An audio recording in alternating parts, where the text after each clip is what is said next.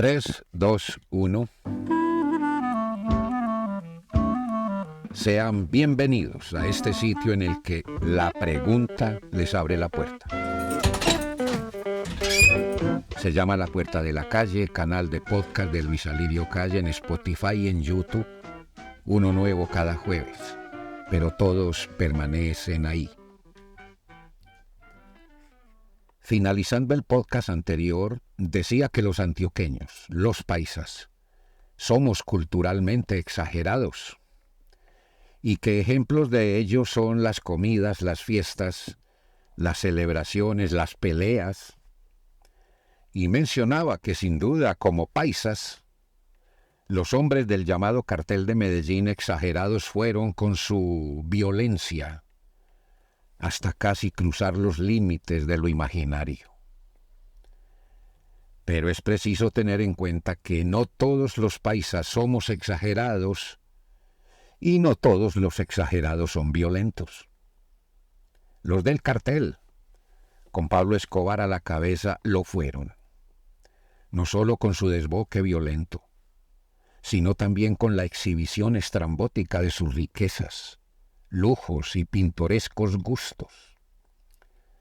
Comparado con todo el pueblo antioqueño, el Cartel de Medellín era una bola de ping-pong en una cancha de fútbol, solo que la bola tenía una bomba adentro.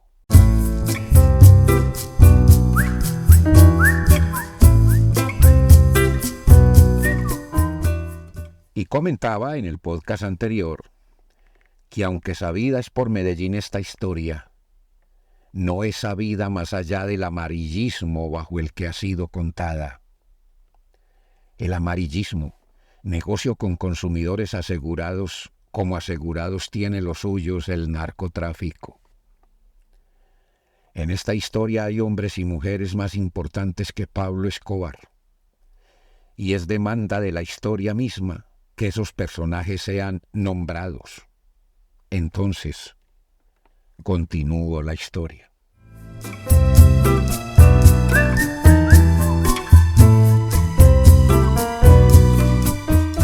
Aunque las versiones sobre las cifras de muertes causadas por el narcotráfico en Colombia entre 1984 y 1993 varían mucho, y lo más probable es que sean muchas más. Se estima que en esos años la mafia de la cocaína causó en Colombia más de 46.000 muertes, más de 620 atentados terroristas, principalmente con carros bomba, y más de 500 asesinatos de policías durante la ejecución de una orden dada por Escobar llamada Plan Pistola. Fue una de las formas del grupo Los Extraditables, que no era otra cosa que el mismísimo Cartel de Medellín, de atacar al Estado colombiano para obligarlo a derogar la ley de extradición. Medellín tiene hoy un poco más de 2.700.000 habitantes. En 1990 la población era de 1.500.000 almas. Hoy una lista de 5 asesinatos en un fin de semana en Medellín es escandalosa. En aquellos años hubo fines de semana en los que hacíamos sumas de más de 70 muertes violentas.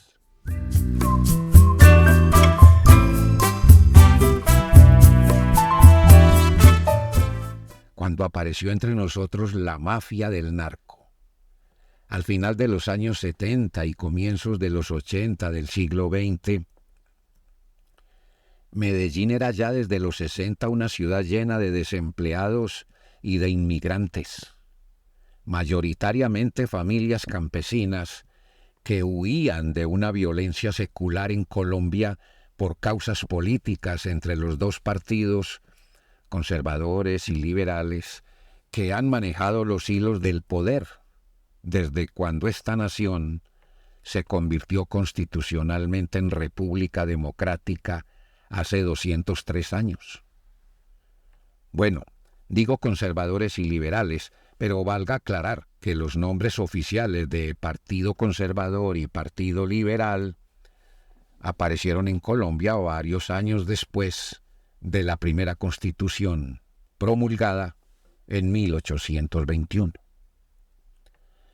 Históricamente, conflictos de este tipo en cualquier país, aunque apostados en ideologías polarizadas, han sido regularmente causados por la lucha por la tierra, las desigualdades sociales, la ambición por el control del poder, los reclamos de los desposeídos, la economía especulativa a favor de unas clases sobre otras, y un montón de factores afines a estos que no creo necesario enumerar.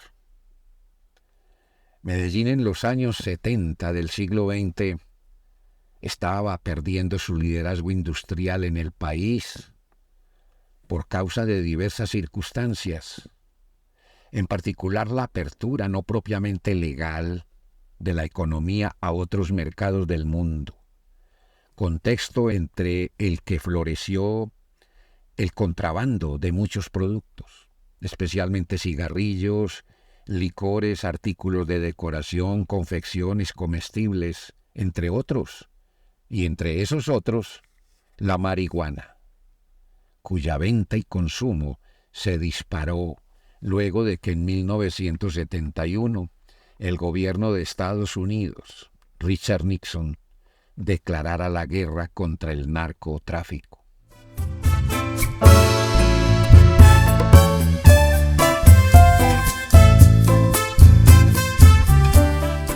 Las historias de los obreros en las fábricas influían negativamente en los hijos, lo que causó en muchos jóvenes el repudio por el trabajo asalariado como medio para sobrevivir.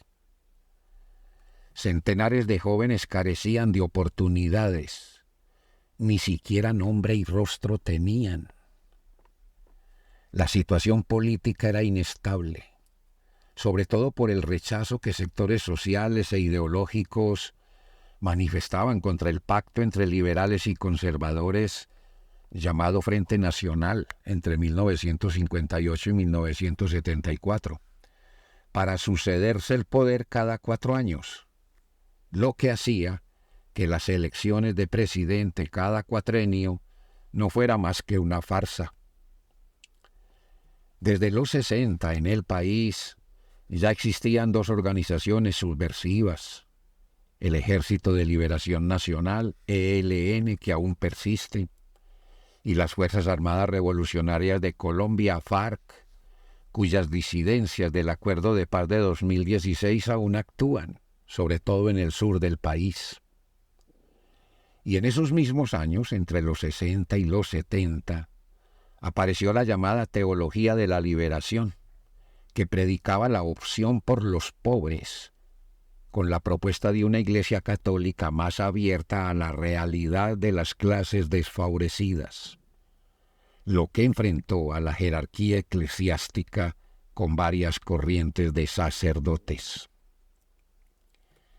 Ya los medios de comunicación, y en particular la televisión, que llegó a Colombia en 1954, cada vez más hacían evidente que era preciso acceder al dinero en abundancia para alcanzar el bienestar, una vida cómoda sin sufrimientos económicos, cosa que ni el trabajo en las fábricas ni los empleos profesionales podían prometerle a nadie.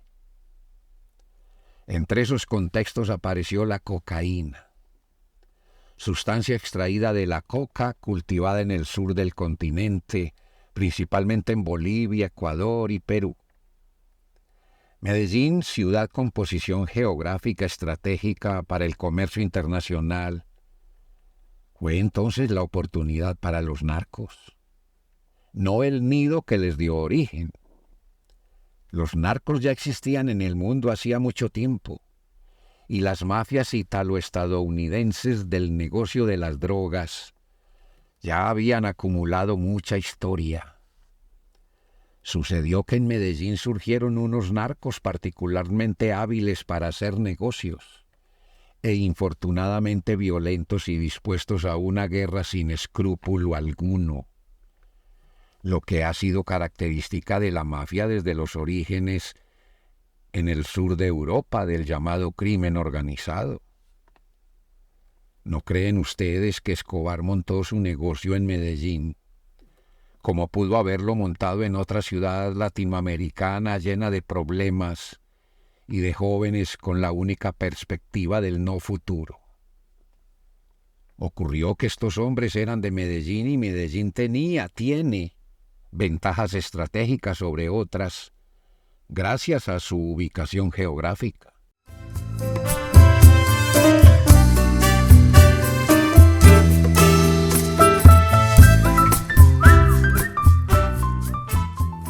Otra característica del antioqueño es la defensa a ultranza de su tierra, el terruño, la patria, sentimiento que, como todo el mundo bien lo sabe, puede desbordarse en fanatismos extremos y letales.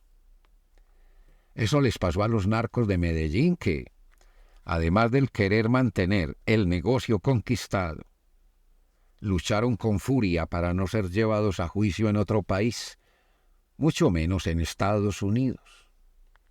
El lema del grupo de los extraditables era: preferimos una tumba en Colombia a una cárcel en Estados Unidos. En este país, la guerra contra el narcotráfico empezó oficialmente el 30 de abril de 1984 con motivo del asesinato en esa fecha en Bogotá del entonces ministro de Justicia Rodrigo Lara Bonilla, en el mandato presidencial de Belisario Betancur Cuartas. Lara Bonilla desenmascaró a Escobar justo cuando éste ejercía como representante a la Cámara por una facción del Partido Liberal. A los 2 años mataron al periodista Guillermo Cano Izaza, director del diario El Espectador, periódico de circulación nacional que entre sus numerosas publicaciones sobre los carteles de la cocaína aparecieron la identidad, negocio y crímenes cometidos por Pablo Emilio Escobar Gaviria, jefe del negocio de las drogas en Medellín.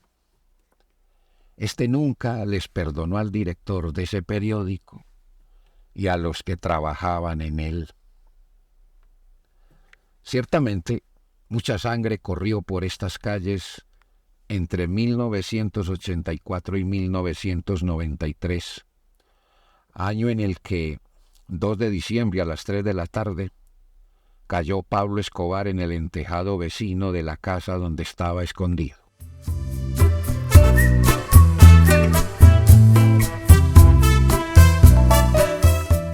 El año 1989 fue particularmente violento en Colombia por los asesinatos de magistrados, jueces, abogados, periodistas, policías, políticos de izquierda, el gobernador de Antioquia Antonio Roldán Betancur, el comandante de la División de Policía Antioquia coronel Valdemar Franklin Quintero, el candidato presidencial por el Partido Liberal Luis Carlos Galán Sarmiento, uno de los carrobomba más mortales, el del atentado contra la sede del DAS en Bogotá, organismo de policía secreta hoy desaparecido, los atentados con carrobomba contra las sedes de los periódicos El Espectador en Bogotá y Vanguardia Liberal en Bucaramanga, la explosión en pleno vuelo de un avión de la aerolínea Avianca con 101 pasajeros y 6 tripulantes.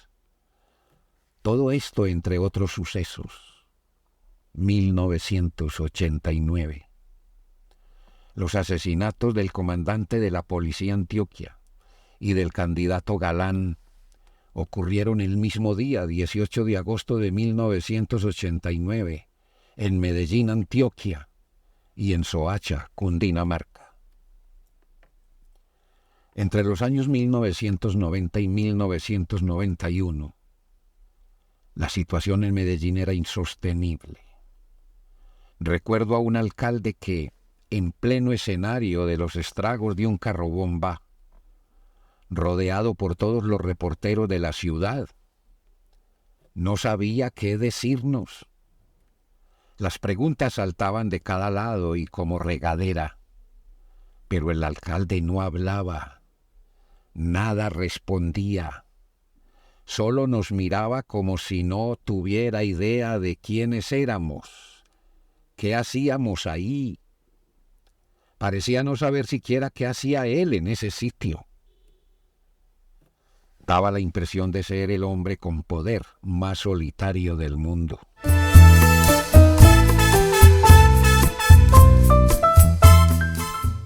En los primeros años 90 Medellín padeció una suerte de toques de queda no oficiales, aunque algunos afirman que eran decretados por los extraditables. Fueron muchas noches durante las que la ciudad estaba paralizada, haciéndose que dormía, y en las que ocurrieron masacres en los barrios populares, cometidas por escuadrones de la muerte, conformados por hombres encapuchados, movilizados en camionetas oscuras y sin placas. Las mafias contrataban como sicarios a jóvenes sin estudio y sin trabajo en los barrios populares, y los escuadrones de la muerte subían por las noches a matar supuestos sicarios que hacían parche en las esquinas. Entre tales masacres se destaca una, ocurrida en una taberna del suroriente de la ciudad, frecuentada por muchachos de clase alta.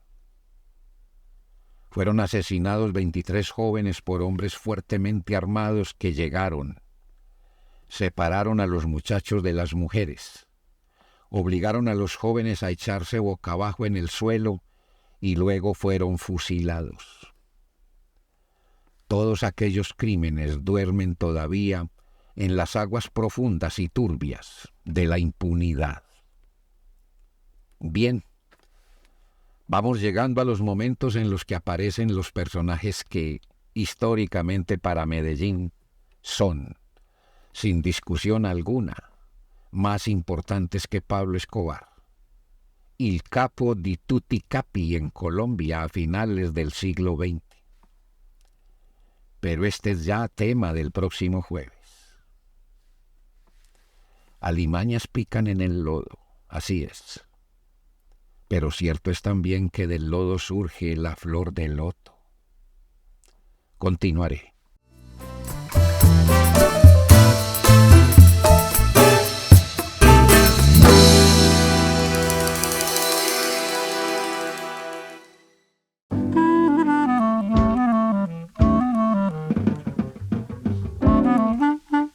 Soy Luis Alirio Calle, periodista y escritor, y esto es La Puerta de la Calle en Spotify y en YouTube. Edición de Sara Isabel Calle. Un me gusta puede ayudar, y toda suscripción y comentario abren más puertas. Que estemos todos bien. A ver si mejoramos.